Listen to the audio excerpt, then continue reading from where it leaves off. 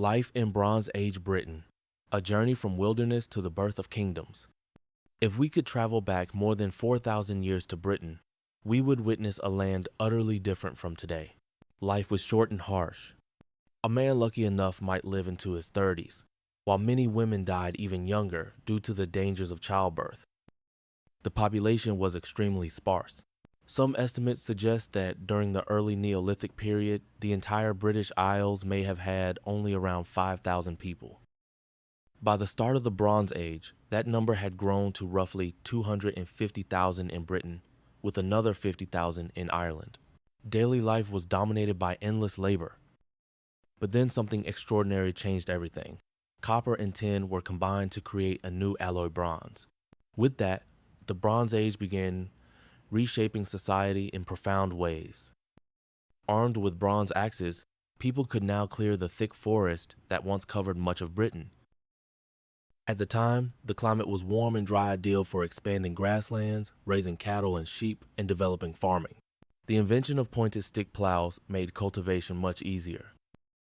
As fewer people were needed to work the land, new roles emerged in society: craftsmen, traders, religious leaders, and others. As demand for bronze soared, mining intensified. One of the most astonishing sights from this period was the Great Orme copper mine in Wales. Here, a network of tunnels stretching over 7 miles was dug, descending 70 meters into solid rock without any modern machinery, only using tools made of stone, deer, antler, and bone. Over centuries, it is estimated that more than 2,000 tons of copper were extracted from this site. But mining was just one part of the story. Trade flourished as well. To transport bronze and its products, sturdier boats were needed.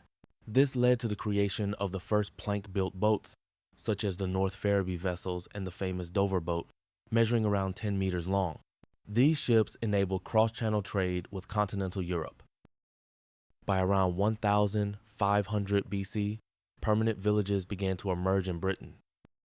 Roundhouses made of timber frames and wattle and daub walls became common. Surrounding them were neatly divided fields. Land ownership gradually shifted from communal to personal possession. At the same time, people's beliefs evolved. They began to abandon ancient stone monuments like Stonehenge and instead worshipped at rivers, lakes, and springs places, believed to serve as gateways between the living and their ancestors. Precious offerings were thrown into the water. Weapons, jewelry, tools, often deliberately broken or damaged as part of the ritual, symbolizing sacrifices to the gods.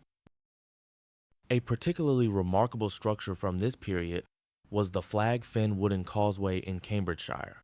Stretching a kilometer across the marshland, it was built from around 60,000 timber posts, connecting an artificial island to the mainland.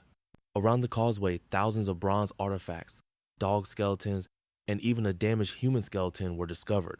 The people may have built this structure both to hold back the encroaching marshlands, threatening their farmland, and as a grand act of spiritual and political expression. However, fortune didn't last forever. Starting around 1200 BC, the climate shifted. Britain grew cooler and wetter. Increased rainfall created vast peat bogs and washed away fertile soil. Populations were pushed into the remaining lowlands, fiercely competing for dwindling farmland. Under growing pressure, religious offerings became even more elaborate. Around 800 BC, hordes of finely crafted bronze items began to be buried across the land: decorative razors, ornate cauldrons, and sharp weapons, many seemingly created solely to be buried immediately. But as continental trade networks collapsed, the supply of bronze dwindled, marking the beginning of a new era, the Iron Age. Iron was stronger, more flexible, and far more abundant than bronze. Farmers could easily find iron ore while plowing their fields. However, ironworking required far more sophisticated techniques. Smiths had to heat the ore to extremely high temperatures, then repeatedly hammer it to remove impurities. This laborious process took centuries to perfect. By around 500 BC, iron objects became widespread.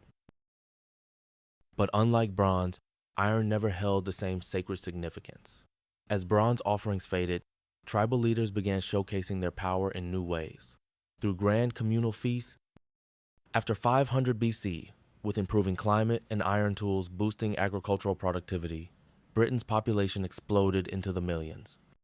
Small kingdoms emerged, each ruled by local chieftains.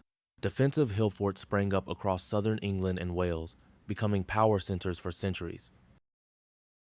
And thus, Bronze Age Britain transitioned into a land of rival kings and fortified strongholds, just as a new chapter loomed on the horizon, the arrival of the Romans. But that is a story for another time.